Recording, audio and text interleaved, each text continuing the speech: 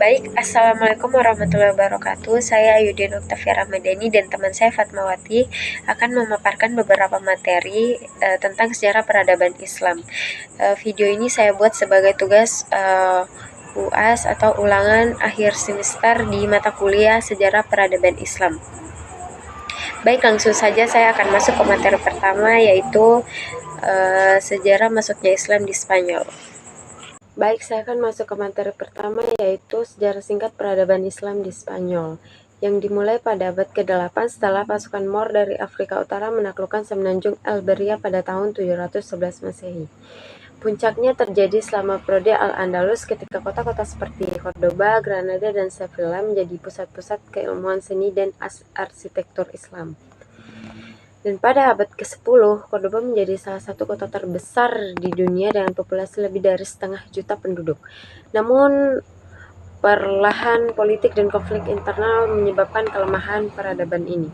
Pada abad ke-13, Reconquista berkampanye militer untuk merebut kembali semenanjung Alberia, mencapai puncaknya dengan penaklukan Granada pada tahun 1492 oleh pasukan Katolik Spanyol di bawah Raja Ferdinand II dan Ratu Isabella I. Ini menandai berakhirnya destinasi Islam Spanyol dan dimulailah Spanyol modern. Meskipun demikian, warisan Islam tetap ada dalam arsitektur, seni, dan ilmu pengetahuan yang ada di Spanyol. Lanjut ke materi kedua, yaitu sejarah singkat dinasti Fatimiyah. Dinasti Fatimiyah merupakan dinasti yang berkuasa dan berpusat di Mesir. Dan dinasti ini berdiri dari tahun 909 Masehi sampai 1171 Masehi. Pendirinya adalah Ubaidullah Al-Mahdi, keturunan dari Ali. Puncak kejayaan terjadi pada masa pemerintahan Imam Khalid Al-Mu'izz yang memindahkan ibu kota ke kota yang baru dibangun, yaitu Kairo. Selama pemerintahan mereka, dinasti ini mengembangkan pusat-pusat kebudayaan ilmiah serta memperluas arsitektur dan seni. Namun konflik internal dan tekanan dari luar, terutamanya dari bangsa Saljuk, tentara salib, menjadi penyebab lemahnya dinasti ini. Dinasti ini akhirnya runtuh pada tahun 1171 Masehi setelah diserang oleh pasukan Salahuddin Al-Ayyubi. Runtuhnya dinasti ini menandai dimulainya era Ayyubi di Mesir. Kemudian kita masuk ke materi ketiga, yaitu dinasti Al-Murabitun dan Muwahhidun. Dinasti Murabitun muncul pada abad ke-11 di Sahara Barat. Didirikan oleh Abdullah ibnu Yasin. Kelompok ini menggabungkan aspek keagamaan, politik, dan militer. Al-Murabitun menaklukkan Maghrib dan Al-Andalus di bawah kepemimpinan penaklukan kota Cordoba pada tahun 1904. Pemerintahan ini ditandai dengan toleransi agama dan sistem administrasi yang efektif. Namun pada pertengahan abad ke-12, kekuatan mereka menurun. Dinasti Al-Muwahhidun kemudian muncul di bawah Ibnu Tumar. Mereka berkumpul di Al-Murabitun dan melanjutkan ekspansi di Maghrib dan Al-Andalusia. Al-Muwahhidun menegaskan otoritas sentral serta mendorong reformasi keagamaan dan memperluas infrastruktur jaringan. Di bawah Muhammad Al-Nasir, mereka mencapai puncak kejayaan, menguasai sebagian besar Al-Andalus.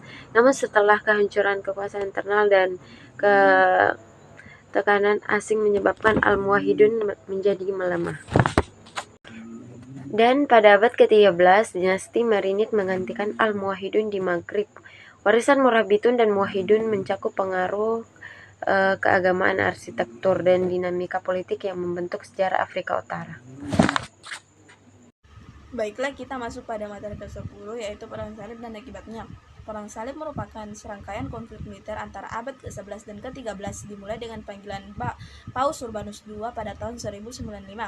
Perang Salib melibatkan pasukan Kristen Eropa yang ingin berusaha merebut tanah suci, terutama Yerusalem, dari kekuasaan Islam. Akibatnya mencakup dampak sosial, ekonomi, dan politik.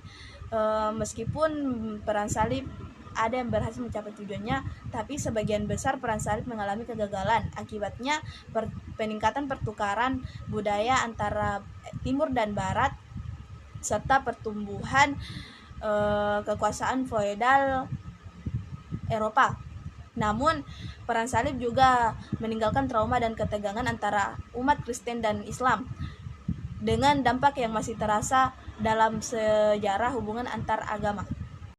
Materi ke-11 yaitu dinasti Mamluk. Dinasti Mamluk berlangsung pada abad ke-13 dan 16 pada wilayah Suriah dan Mesir. Dinasti ini didirikan oleh para budak tentara yang awalnya melayani kekhalifaan Abbasiyah dan menjadi penguasa independen. Dua periode utama dalam sejarah dinasti Mamluk yaitu Mamluk Bahri 1250 sampai 1382 dan Mamluk Burji 1382 sampai 1517. Dinasti Mamluk Bahri didirikan setelah tentara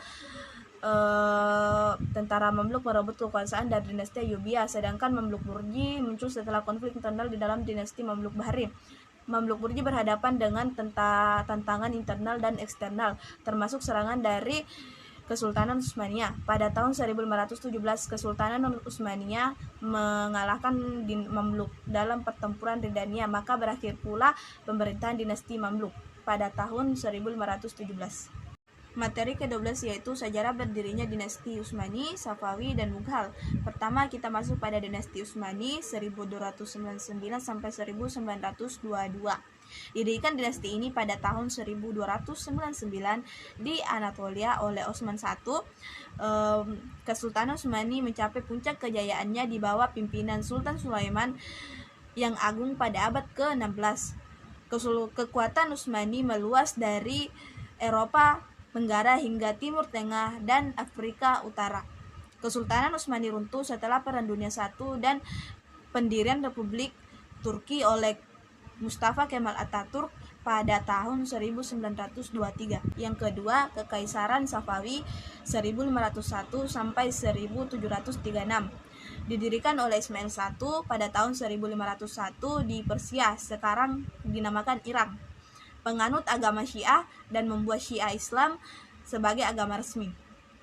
Puncak kejayaan Safawi terjadi di bawah San Abbas yang agung pada abad ke-17.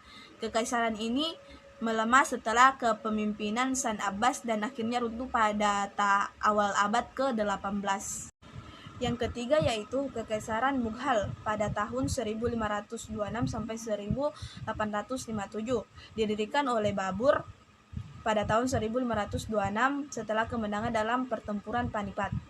Mughal mencapai puncak kejayaannya di bawah pimpinan Kaisar Akbar yang agung pada abad ke-16 dan terus berkembang di bawah Shah Jahan. Pusat pemerintahan Mughal ada di India Utara dan kekaisaran ini terkenal dengan seni dan arsitektur seperti Taj Mahal.